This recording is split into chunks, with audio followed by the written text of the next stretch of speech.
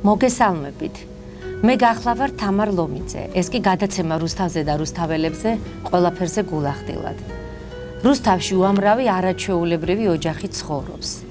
ოჯახები, სადაც არის სითბო, ოჯახები, სადაც არის ურთიერთგაგება, ოჯახები, სადაც არის ბევრი შვილი. მინდა წარმოგიდგინოთ გადაცემის დღევანდელი სტუმარი.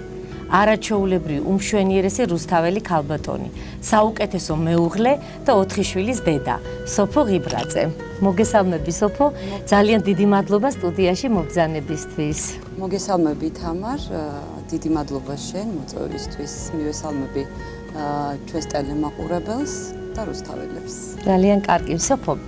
გავეცნოთ რუსთაველებს, ვინ ხარ შენ, ვინ არიან შენი ოჯახის წევრები, რა საქმიანობ და ასე შემდეგ. მე ვარ სოფო ღიბრაძე, დავიბადე ქალაქ რუსთავში. სწავლობდი მე-14 საშუალო სკოლაში. შემდეგ სწავლა განვაგრძე ივანე ჯავახიშვილის სახელობის თბილისის სახელმწიფო უნივერსიტეტში, იურიდიულ ფაკულტეტზე, სპეციალობა სამართალმცოდნე, მაგრამ სამწუხაროდ სპეციალობით არასოდეს მიმუშავია. გავიზარდე ოჯახში, სადაც იყო მუდამ მხიარულება, ბედნიერება, ურთიერთგაგება, ურთიერთგატანა. მამას ყოველთვის იმედი ჰქონდა და სჯეროდა, რომ მესამე შვილი ვაჟი შეეძინებოდათ, მაგრამ გავჩნდი მე, მესამე ქალიშვილი, ნაბოლარად წოდებული, ასე მეძახდა მამა მე. მყავს მეუღლე თემურ შუკაკიძე, ის საქმიანობს ბიზნესის სფეროში. მყავს შვილი თამაზი 15 წლის, მარიამი 13 წლის, ისინი სწავლობენ მეორე საჯარო სკოლაში. მყავს დავითი 5 წლის, დემეტრე 3 წლის, ისინი არიან 21 ბაგაბაღის აღსაზრდელები და მე მინდა ვისარგებლო შემთხვევით და მადლობა გადაუხადო იმ ადამიანებს, ვისაც კი წვლილი მიუძღვის ჩემი შვილების, თუნდაც პიროვნებად ჩამოყალიბებაში, განათლების მიცემაში და უბრალოდ აღზრდაში. ძალიან კარგი. სოფო, დიდი ოჯახი გაქვთ. ალბათ დამხმარე, მომხმარე გეყოლება, მაგრამ ლომის წილი მაინც ჩვენზე მოდის ხომ ოჯახში. მეუღლე, შვილებიც ძალიან ბევრს ითხოვენ ჩვენგან. აი როგორ უძღვები ამ ყველაფერს, როგორ ახერხებ? რა თქმა უნდა, ეს არის რთული არა, ძალიან რთული. მაგრამ ყოველთვის ვგრძნობ უფლის ძალას, უფლის წყალობას. და ერთიორად მაძლევს ენერგიას, რომ თითოეულზე გადავანაწილო ჩემი, გინდაც სითბო, გინდაც სიყვარული, გინდაც ყურადღება, მაგრამ ყოველთვის ეხლა ავრჩი ისეთი ტაქტიკა, რომ ვისაც ყველაზე მეტად ვჭირდები, ვარ ყოველთვის იქ. და რა თქმა უნდა, მეხმარება ძიძა არაჩვეულებრივი ადამიანი, ჩვენი ქეთი, ის არის ჩვენი ოჯახის წევრი და მას მე მინდა მადლობა გადაუხადო, რასაც აკეთებს ის ჩვენი შვილების, ჩვენი ოჯახისთვის.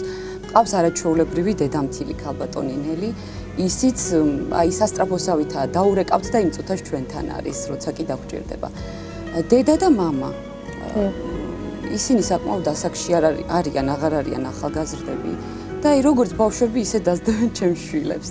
სხვა გზა არ აქვთ მოკლედ. დედა ქალბატონი ქეთევანი არის განათლებით ეკონომისტი, რაც თავი მახსოვს, ის სულ მუშაობდა ქალაქის ტექნიკუმში, შემდეგ ქალაქის არქივში, მაგრამ რაც ოჯახის შევქმენი, გამიჩნდა შვილები, ჩემმა ოჯახმა მას შეუცვალეთ პროფესია და ის ახლა პროფესიით არის ბედნიერი ბებია. ძალიან სასიამოვნო, ძალიან კარგი. სოფო, შენს ოჯახში რა გადმოიღე შენი მშობლებისგან, შენი ძველი ოჯახისგან? ჩემი მშობლებისგან, ჩემი ოჯახისგან გადმოვიღე პირველ რიგში მრავალშვილიანობა. დიახ. ტრადიციები მაგალითად ის, რომ ყველა ოჯახის წევრი განსაკუთრებულ დღესასწაულებზე უნდა ვატარებდეთ აუცილებლად ერთად. გადმოვიღე ის, რომ ქალი უნდა იყოს ზიანი ამინდის შემქმნელი ოჯახში, ის უნდა გასცემდეს ყველაზე მეტ სითბოს და ამავდროულად მიდიოდეს ყველაზე მეტ კომპრომისზე. კიდევ ის, რომ შვილებს უნდა ასწავლო ვისი გორისანი არიან, საიდან მოდიან ისინი, რომ არ დაავიწყდეთ მათ თუნდაც წინაპრების სახელები. გასაგებია. სოფო, რას ნიშნავს, აი, როდესაც გესმის, შენი აზრით, აქვს კარგი ოჯახი, რას ნიშნავს? ჩემთვის კარგი ოჯახი, აი, უცბად რომ მკითხოს ვინმე, ასოცირდება კარგ შვილებთან. იმიტომ რომ ბავშვობაში სულ მახსოვდა, აი, ვიღაცაზე რომ საუბრობდნენ ჩემი მშობლები და აი რა კარგი შვილი ყავს, რა კარგი შვილები ყავს, რა კარგი ოჯახი. აი აქედან მოდიოდა ყოველთვის და რა თქმა უნდა, ნუ იქ კიდე ბევრი სხვა რამეც არის, რომ იყო კარგი ოჯახი და განსაკუთრებით მაინც შვილებზე მაქვს აქცენტი. კი ბატონო, გასაგებია. სად გაიცანით ერთმანეთი, შენ და შენმა მეუღლემ? როგორ მოხდა ეს? ეს იყო რუსთავში. 1996 წელი. დიახ. იყო საკმაოდ აი სასაცილო სიტუაცია, რაღაც ბავშვური გართობასავით. მოკლედ რომ ვთქვა, მე და ჩემმა მეგობრებმა ვიცოდით ერთგვარი ხრიკი. ეს ხრიკი მდგომარეობს იმაში, რომ შეგვეძლო სამი ადამიანის სატელეფონო ხაზზე ჩართვა. ეხლა რა თქმა უნდა, ამას ეს არავის გაუკვირდება, მაგრამ იმ დროისათვის ძალიან ის იყო საოცრება. და ერთი საღამოც არის ჩემ მეგობარი მირეკავს და მეუბნება, სოფო, ეხლა ჩავრთავ სატელეფონო ხაზზე მამი და ჩემის მეზობელს, ქვია თემური და გეხვეწები რა გავერთოთო. და რა თქმა უნდა, ახლა მე უარზე ვიყავი თავიდან, მაგრამ რაღაცნაირად დამითანხმა რა. მოკლედ შედგა ჩემი და თემურის პირველი საუბარი და მე უკვე გვიან აღმოჩნდა, რომ ეს ჩვენი საუბარი თურმე თემურის ძმას, ანუ ჩემს მასს ჩაუწერია და ეს რაღაც რელიკვიად გვაქვს ჩვენი პირველი საუბარი. და ანუ მე რა თქმა უნდა მას სახელი უთხარი მარტო სწორად, დანარჩენი გვარი, საცხოვრებელი ადგილი, სასწავლებელი, ყველაფერი უთხარი, დაუმალე. და შემდეგ მესმის ესეთი რამ ჩემი მეგობრისგან, იმანაც გაიგო, რომ თურმე მეძებს თემური. ის მისულა იმ სკოლაში, რომელიც მე დაუსახელე, იმ სკოლის დირექტორი აღმოჩენილა ოჯახის ახლობელი და ძალიან ჩუმად, კულუარულად გამოუტანიათ ჟურნალი და ეძებს, სოფო ბარათაშვილი უთხარი. ნაკლები გვარი არ გინდოდა. კი ბატონო. და რა თქმა უნდა ვერ მიპოვა და ჩავარდნილა ინტერესში ჩემი პოვნის და ვერ მიპოვა და ძალიან ისე იყო. ეს ყველაფერი ჩემი დაქალამდე მოდიოდა, ეს მეგობრამდე მოდიოდა ეს ინფორმაცია. ერთი დღეც იყო და მეგობრებს ჰქონდა ტრადიცია ახალი წლების შემდეგ ყველას ოჯახში უნდა აგვეღნიშნა. და იყო 2 იანვარი, ბედობა დღე. და მივედი ჩემ მეგობრის ოჯახში და გამომეცხადა თემური შუგაკიძე. მას მხოლოდ მაშინ სურათით ვიცი. მყავდა მარტო სურათი. აი ესე მოხდა და იქიდან მოვდივართ. ის ყოველთვის მეუბნებოდა, რომ მე გაგიცანი შენ 2 იანვარს და შენ ხარ ჩემი ბედი. მე რა თქმა უნდა ამას რაღაცა არასერიოზულად უყურებდი, მაგრამ მან მართლა ყველაფერი გააკეთა იმისათვის, რომ მე ვარ დღეს მისი მეუღლე და ყავს 4 შვილი და ყავს რა თქმა უნდა ბედნიერი ოჯახი. ძალიან კარგი. რა მიგაღებინა სოფო გადაწყვეტილება, რომ აი გადადგი ეს ნაბიჯი, მაშინ როდესაც გაიცანი შენი მეუღლე? ანუ ჩვენი სიყვარულის ისტორია, ასე ვთქვათ, ითვლის 4 წელიწადს. აქედან 3 წელი თემური დაუღალავად ცდილობდა, რომ შევეყვარებინა. აბსოლუტურად ყველაფერს აკეთებდა ამისათვის, მიზანი ამართლებს საშუალებას. აი ზუსტად აი ეს სიტუაცია იყო. და პირველ რიგში მივიღე გადაწყვეტილება, იმიტომ რომ ძალიან უყვარდი, გრძნობდი ამას.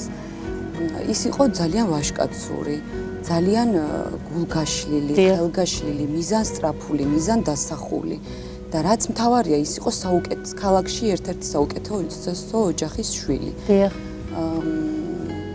და მოხიბლა თავიდან ბოლომდე, გააკეთა ისე, რომ ყველა ჩემი მეგობარი, ჩემი ნათესავებიც კი ყველას დაუახლოვდა და ყველა ჩემს წინააღმდეგ მომართა, რომ რას ერჩი ამ ბიჭი, პრემიერი ბიჭი არა თუ ამბობ უარს. აი ესე და მოკლედ ქონდა ყველა ის თვისება, რომელსაც ინატრებდა ნებისმიერი გასათხოვარი გოგონა და მე მაშინვე ვხედავდი, რომ მის გვერდზე ვიქნებოდი ბედნიერი ქალი ყველა ამბულაში. ძალიან კარგი. სოფო, დავახასიათოთ სოფო ღიბრაძე. საერთოდ ზოგადად ძალიან მიჭირს ხოლმე ჩემ თავზე საუბარი.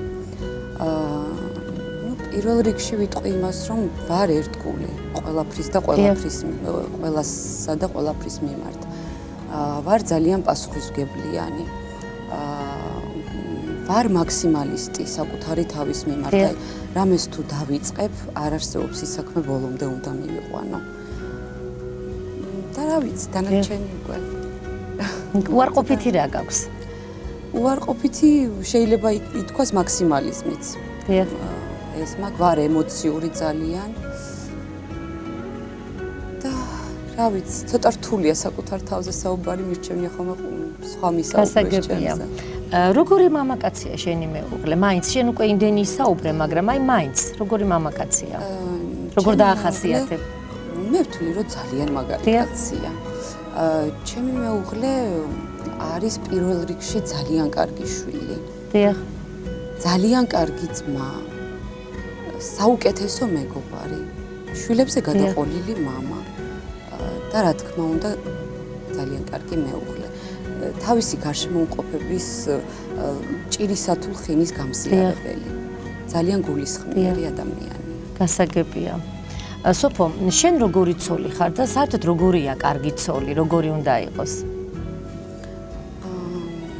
რა ვიცი, კარგი იქნებოდა ჩემი მეუღლისთვის დაგესვათ ეს შეკითხვა, მაგრამ მაინც შევეცდები გიპასუხოთ.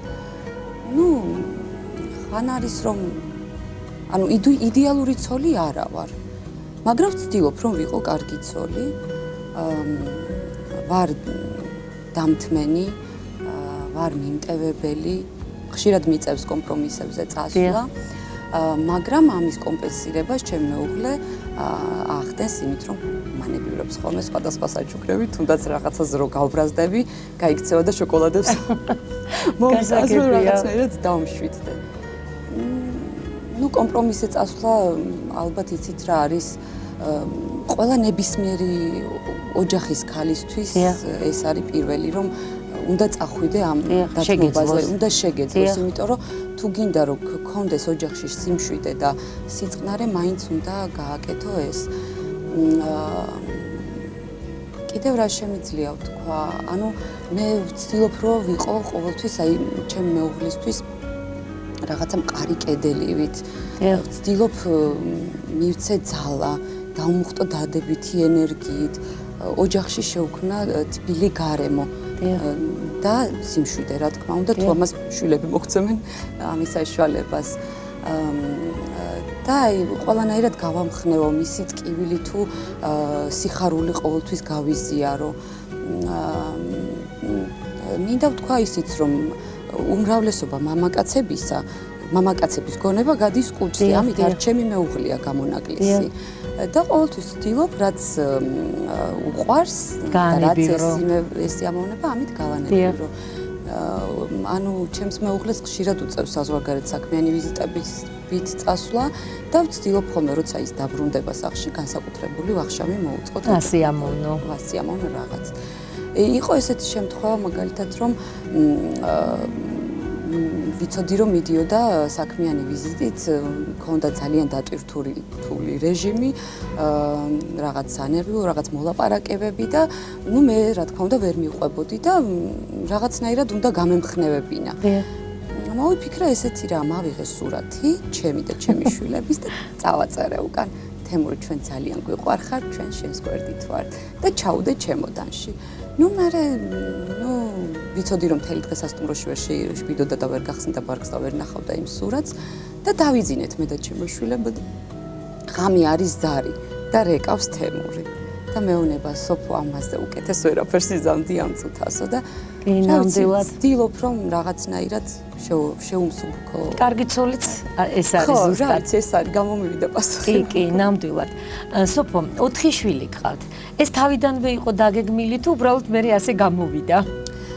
დაგეგმილი ნამდვილად არ მქონდა და ცხოვრებაში რატომღაც არაფერს არ ვგეგმავ და ცუდიც არის ეს სადღაც. მაგრამ შვილებზე არა მაქვს საუბარი. პირველ რიგში ალბათ იმოქმედა იმ ფაქტორმაც, რომ ჩვენ ძალიან კარგად ვიცით დედმამიშვილის ფასი მე და თემურმაც. მეც და თემურიც ვიზრდებოდით ოჯახებში, სადაც ყავდათ 3-3 შვილი. მაგრამ ჩვენ ვაჯობეთ ჩვენ მშობლებს და ჩვენ გვყავს 4 შვილი. ძალიან კარგი. მოგვიყები შენ შვილებზე? ჩემი შვილები მოგეხსენებათ განსხვავებული ასაკისანი არიან და ყველას ისინი არიან ინდივიდები, პიროვნებები არიან უკვე და ყველა მოითხოვს ინდივიდუალურ მიდგომას და სადღაც რთულიც არის ხოლმე ჩემთვის, მაგრამ სხვა გზა არ არის. თუმცა გინდა 4 შვილი, ამას უნდა გაართვა. გასაგებია. თავი. უფროსებთან ვარ ძალიან მეგობრული. ვცდილობ მათი აზრი გავიზიარო ყოველთვის. რჩევები მივცე, დავანახო სწორი მიმართულება, მაგრამ ამას ვაკეთებ ძალიან ფრთხილად, იმიტომ რომ ესენი არიან ისეთ ასაკში, რომ ცოტა სხვანაირად იგებენ ყველაფერს. რაც შეეხება პატარებს, ისინი მოითხოვენ ძალიან დიდ სითბოს და ყურადღებას, რა თქმა უნდა. და რა თქმა უნდა არ ვაკლებ ამას, არც სიყვარულ სითბოსაც, თვითონაც არიან ისეთი, რომ დამინახავენ დედა მიყვარხარ, დედა მომეფერე, აი ესე მეგებებიან ყოველთვის სახელში დაბრუნებულს და მინდა ერთი ფაქტი გავიხსენო, მესამე შვილი მყავს განსაკუთრებულად მგრძნობიარე, დავითი. ზაფხულში ვიყავით აგარაკზე და მოხდა ისე, რომ მთლიანად ერთად ოჯახი ვერ შევიკრიბეთ. ხან ერთი ვიყავით, წასული ხან მეორე, ხან ერთი ბავშვი ყავდა გაშვებული და ერთი დღეც იყო, რომ მე და თემური ავედით აგარაკზე, ნუ ყველა ვართ ერთად, აივანზე ვთამაშობთ, იქ ფერბურთს ეთამაშება თემური ბავშვებს იქ რაღაც და დავითი ზის და მეუბნება. დედა, ეხლა ვართ ნამდვილი ოჯახი. დედიკო, რატო მეუბნები ამას მეთქი? დედა, იმიტომ რომ ყველა ერთად ვართ. დედა აქ ამყავს, მამა აქ ამყავს, დაიკო აქ ამყავს, ძამიო აქ ამყავს, ესე მიმართავს. მეორე ძამიოც აქ ამყავს და ეხლა ვარ მე ბედნიერიო და ვცდილობთ რომ არასოდეს მოვაკლოთ ეს ბედნიერება ჩვენ შვილებს. რომ ვიყოთ ერთად. გასაგებია, ძალიან კარგი. სოფო, მოგზაურობა გიყვართ. შენც და შენს მეუღლესაც. როგორ გეგმავთ მოგზაურობას, ვისთან ერთად გეგმავთ? და საერთოდ აი რომელმა ქვეყანამ მოახდინა ყველაზე დიდი შთაბეჭდილება? მოგზაურობა ჩემი სუსტი წერტილია, მინდა ვთქვა, რომ ძალიან მიყვარს. მარტო მოგზაურობა, თუ მივდივართ მე და თემური ერთად და არის ამის საშუალებაც და დროც, ვცდილობთ, რომ ისეთი დასვენება შევარჩიოთ, ცოტა ზარმაცული, რომ კარგად დავისვენოთ, ენერგია მოვიკრიბოთ და ასე, მაგრამ ძალიან გვიყვარს მეგობრებთან ერთად მოგზაურობა და ვირჩევთ ხოლმე აქტიურ დასვენებას ამ დროს.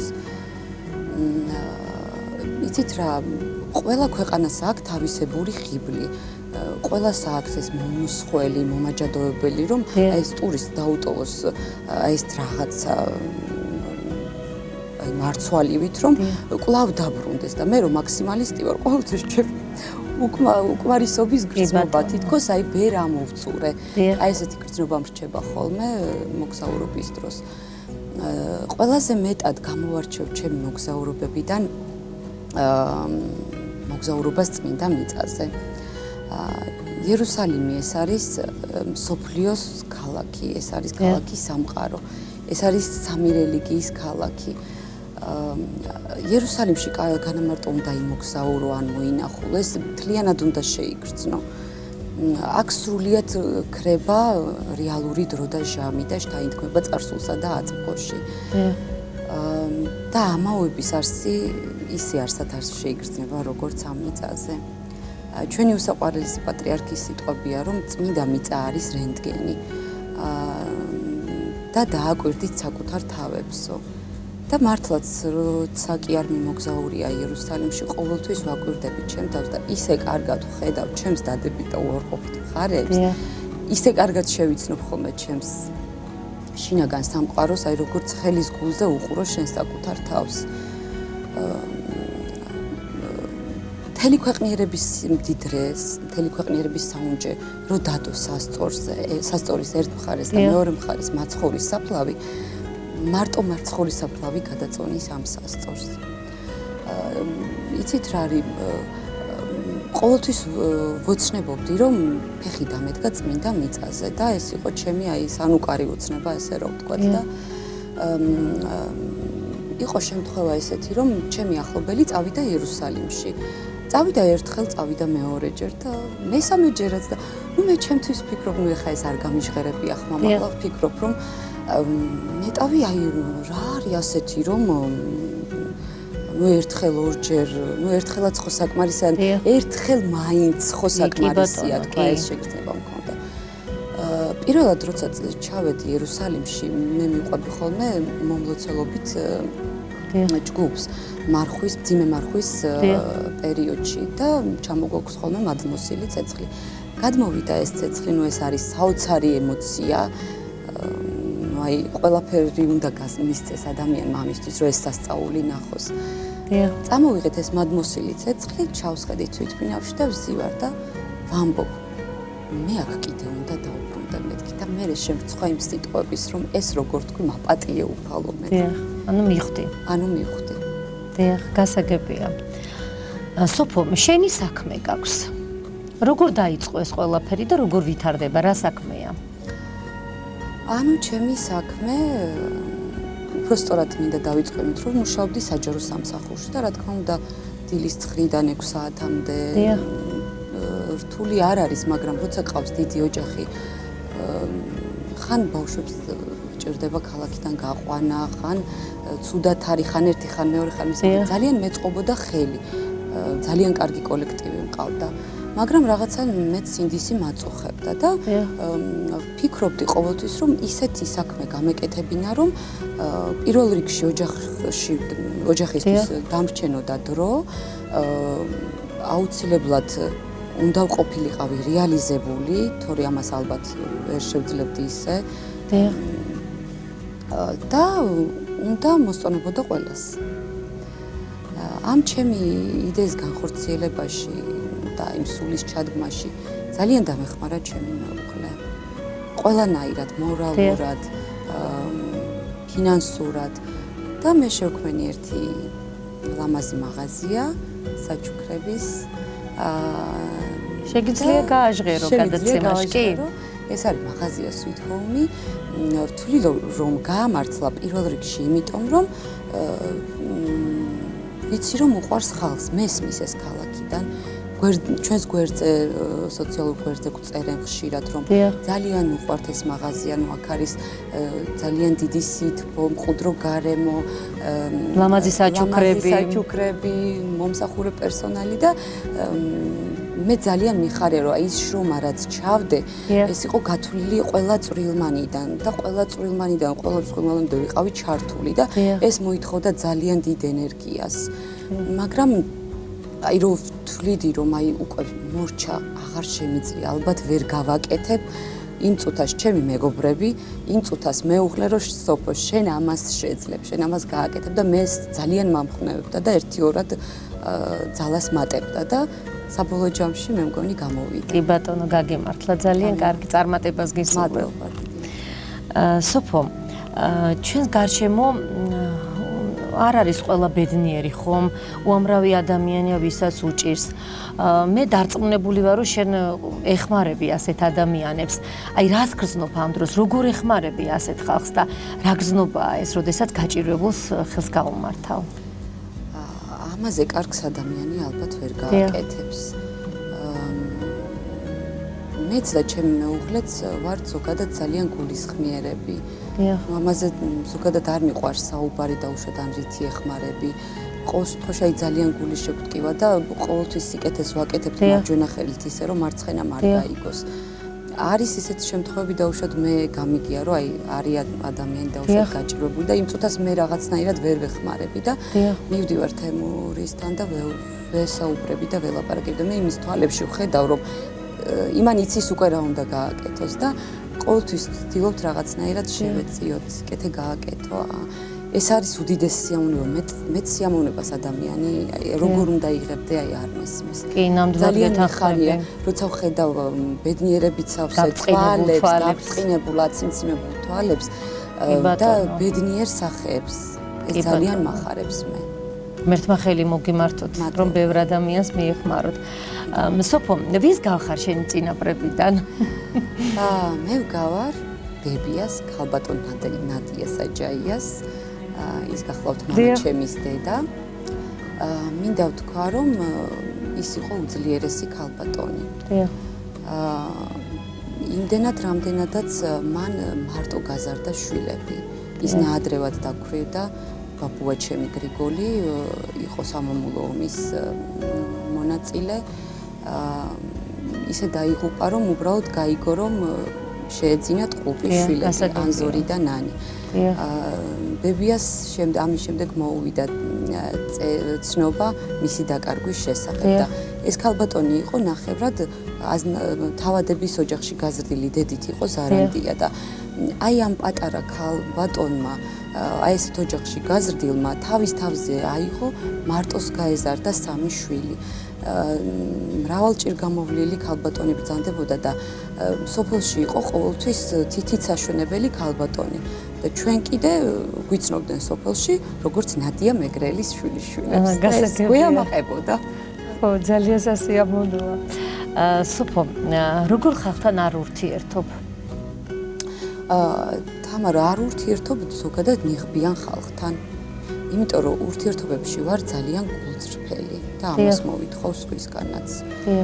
არ ურთიერთობ ადამიანებთან, ვისაც შეუძლია რომ ადამიანები გამოარჩიონ რაღაცა სოციალური ნიშნით თუ სტატუსით. კი ბატონო, გასაგებია. რომელ ბრენდს ანიჭებ უპირატესობას ტანსაცმელში? საერთოდ ჩემთვის ბრენდი მაინც ასოცირდება ძვირიან სამოსთან. და არ მანიჭებს მაინდა-მაინც სიამოვნებას ის, რომ მეცვალს ძალიან ძვირიანი სამოსი, ან თუნდაც ბრენდული, ვერ მოგატყუებთ და ვიქნები გულახდილი, რომ მიყიდია კიდეც ბრენდული სამოსი, მაგრამ რაღაცნაირად მაინც გულში ხინჯი გაქვს, რომ აი შენ ყიდულობ ამას და ამ დროს შეიძლება ვიღაცას ლუკმაპური არ ქონდეს, ან ვიღაცას წამლის ფული არ ქონდეს და ასე რომ ვაკეთებ, ხოლმე თუ ვიყიდით ცოტა ძვირიან სამოს, ვცდილობ რომ ვიღაცას რაღაცით შევეწიო. კი ბატონო, ესეც გულწრფელობა ნამდვილად და აი ჩემთვის სამოს აქვს ერთი დატვირთვა, რომ იყოს კომფორტული და მორგებული და იყოს აუცილებლად მორგებული. გასაგებია. სოფო, საკმაოდ აქტიური ხარ სოციალურ ქსელში. რა არის შედის ეს? სოციალური ქსელი თავდაპირველად გამოვიყენე. სოციალური ქსელი თავდაპირველად გამოვიყენე ურთიერთობებისთვის. ურთიერთობებისთვის იმ ადამიანებთან, ვინც არიან საზღვარგარეთ. თუნდაც ჩემი დები, ჩემი მეგობრები, ჩემი ნათესავები და ეს ერთიურად გვიმსუბუქებდა იმ მონატრების ძლიერ გრძნობას. და რაღაც პერიოდი გადაგვატანინა კიდეც ეს. შემდეგ უკვე გამოვიყენე როგორც ინფორმაციული თვალსაზრისით. მე ჩემი საქმისთვისაც აქტიურად ვიყენებ კი ბატონო. და მინდა ვთქვა, რომ ზოგჯერ გასართობადაც კიდე რაღაც ამბების ჩასაჭრიდან, როცა დრო მაგողოთ ბავშვებს რომ მივაწინებ და მე. გასაგებია. უამრავი მეგობარი ყავთ ალბათ, როგორც შენ, ასევე ოჯახს. როგორ ერთობით? როგორ ატარებთ დროს ერთად როცა ხართ? მეგობრები არის, აი, ჩემი მეორე ცხოვრება რაღაც, აი, ოჯახის განსხვავებით, აი, მათ გარეშე არ შემიძლია ერთი წამიც კი შეიძლება ასე ვთქვა. რაც არ უნდა ცუდ ხასიათზე ვიყო, სუდად ვიყო. და აი დაუშვათ მირეკავენ მეგობრები, სოფო რასაკეთებ არ გამოხვალ, ვაიმე ცუდად ვარ, ხო იცი რომ ჩვენ შენი წამალი ვართ. ეგრევე გავივართ, საკმარისი ერთი ფინჯანი ყავა მივირთვა მათთან ერთად და უკვე მოხსნილია ყველაფერი და მიშვებენ ოჯახში ესე ბედნიერად, კარგ ხასიათზე გამოჯანმრთელებულს, გამოკეთებულს. ხშირად გავდივართ ქალაქგარეთ, როგორც ამას დრო და საშუალება მოგცემს და ასე მოკლედ მეგობრები მყავს ძალიან კარგი მეც და ჩემ მეუღლესაც ფართო წრე და როგორც მე მაქვს აი ესე ცალკე პირადი ცხოვრებასავით, ისევე ჩემს მეუღლეს და ძალიან გვიყვარს ისინი. ძალიან კარგი. სოფო, გადაცემაში სტუმარს შეუძლია წამყვანს დაუსვას ერთი შეკითხვა. შეგიძლია მკითხო, თუ რამე გაინტერესებს. თამარ, ვიცი რომ მოღვაწეობ სხვადასხვა სფეროში. ხარ ძალიან ენერგიული. რაც მთავარია, ხარ საუკეთესო დედა, საუკეთესო შვილი. ხარ. საუკეთესო რძალი, უკვე დედამთილიც. საიდან იღებ ამდენ ძალას, ამდენ ენერგიას, რომ იყო აი ყველა საქმეში რეალიზებული და ერთდროულად იყო აი ოჯახის წევრებისთვის ყველასთვის ასეთი კარგი. მე ვიცი რომ შენ ნამდვილად კარგი ხარ. მოდი ძალიან გულწრფელ პასუხს გაგცემ ამაზე და გულახდილს. არ მიყვარს როცა მაქებენ, არ მიყვარს როცა ჩემს შვილებს აქებენ, მაგრამ გეტყვი რომ ცუდი ადამიანი ნამდვილად არ ვარ. საიდან ვიღებ ამ ენერგიას? მე გამიმართლა და მაქვს ის ფუფუნება, რომ ვიყო გულწრფელი და ბუნებრივი. რაც დღევანდელ გლურ სამყაროში მართლაც ფუფუნებაა, მართლაც იშვიათია და მე გამიმართლა. ენერგიას ვიღებ იქიდან, რომ ის ენერგია, ის რესურსი, რაც ჩემშია, არ იხარჯება მსახიობობაზე, არ იხარჯება რაღაც ეშმაკობებზე, არ იხარჯება ნეგატივზე. ეს ყველაფერი მხოლოდ პოზიტივისკენ არის მიმართული და დამიჯერე, რომ ამ დროს კი არ იშრიტები ენერგიისგან, პირიქით ივსები და ივსები, როცა პოზიტივისკენ გაქვს მიმართული. ასე რომ აი ჩემი ენერგიის წყარო ეს არის, რომ მე ვარ ძალიან ბუნებრივი, ძალიან გულწრფელი, ძალიან გულახდილი. უბრალოდ არ მჭირდება მსახიობობა. თუ ვიცი აი რომელიმე ადამიანთან რომ ეს მჭირდება, ვარიდებ იმ ადამიანს თავს უბრალოდ ვარიდებ, იმიტომ რომ არ შემიძლია, არ მჭირდება და არ შემიძლია. ძალიან ის ვარ, რაც ვარ, მოკლედ, სოფო. ზუსტად მეც მინდოდა მაგის თქმა. ხო, აი ის ვარ, რაც ვარ. ძალიან კარგი ჩემოკარგო. როგორ ხედავ შენს ოჯახს, სოფო, 20 წლის შემდეგ? 20 წლის შემდეგ ალბათ ჩემი ეს პატარა დიდი ოჯახი იქნება უფრო დიდი, რა თქმა უნდა.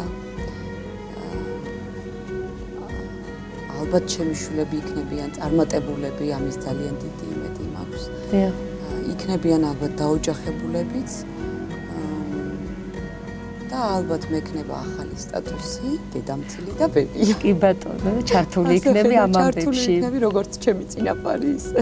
სოფო, რუსთავში ცხოვრობთ, აქ მოღვაწეობთ, აქ იზრდებიან შენი შვილები, აქ მშობლებიც აქ არიან, ახლობლები, მეგობრები. რა არის ეს ქალაქი შენთვის, რუსთავი? რუსთავი თამარ არის ჩემთვის ყველაფერი აბსოლუტურად. ის ასოცირდება ჩემს ბავშვობასთან, ჩემს წარსულთან, აწმყოსთან, ოჯახთან, დედასთან, მამასთან, ყველაფერთან და ყველასთან ასოცირდება. და ალბათ რომ მომეცეს საშუალება იმისა, რომ სხვა უკეთეს ქალაქში ვიცხოვრო, ამდვილად არ წავალ აქედან. იმიტომ რომ აი ამ გრძნობას ყოველთვის და ყოველთვის ვამტკიცებ იმით, რომ როცა ვბრუნდები რუსთავში, თუნდაც ვიყო ან საზღვრებს გარეთ, ან სხვა ქალაქში, მეც და ჩემი მეუღლეც სხვათა შორის, რო შემოვდივართ რუსთავში, ასე გგონია, რომ ოჯახ სახლის კარებს ვაღებთ. კი ბატონო. და აი ამაზე არასოდეს ვიტყვი უარს, აი ამ სიამოვნებას. და რუსთავი არის ძალიან თბილი ქალაქი, კიდევ მინდა ვთქვა და ძალიან ესეთი მეგობრული ქალაქია. აი გადიხარ და ხედავ სულ ნაცნობ სახეებს, იმიტომ რომ ბავშვობიდან მოდიხარ და ეს რაღაცნაირად ძალასა და ენერგიას გმატებს. ძალიან სასიამოვნო. სოფო, უნდა დავასრულოთ ახლა ჩვენი გადაცემა. მე ძალიან მიხარია, ძალიან ბედნიერი ვარ, რომ ჩვენი ასეთი სასიამოვნო დიალოგი შედგა, რომ კიდევ ერთი არაჩვეულებრივი ქალბატონი გავაცანი ჩვენ თანაქალაქელებს. მინდა გისურვო წარმატება პირად ცხოვრებაში, წარმატება შენ საქმეში, შენი ოჯახის წევრების ჯანმრთელობა, ბედნიერება და დაგემშვიდობო. დიდი მადლობა თამარ მოწვევისთვის პირველ რიგში. თავიდან ძალიან ნერვიულობდი რომ მომიწვიე. მაინც რატო მე ვიფიქრე, მაგრამ აი ფაქტი სახეზეა რატომ შენ. მე მგონი მაყურებელი დამეწმუნება ამაში. წარმატებას გისურვებ, წარმატებას. დიდი მადლობა, დაგემშვიდობებო. ძვირფასო ტელემაყურებლებო, ძვირფასო რუსთაველებო. გისურვებთ გქონდეთ მტკიცე, ტკბილი, თბილი და საუკეთესო ოჯახები. რაც მთავარია მრავალშვილიანი ოჯახები. ვიყოთ გულახდილები, მომავალ შეხვედრამდე.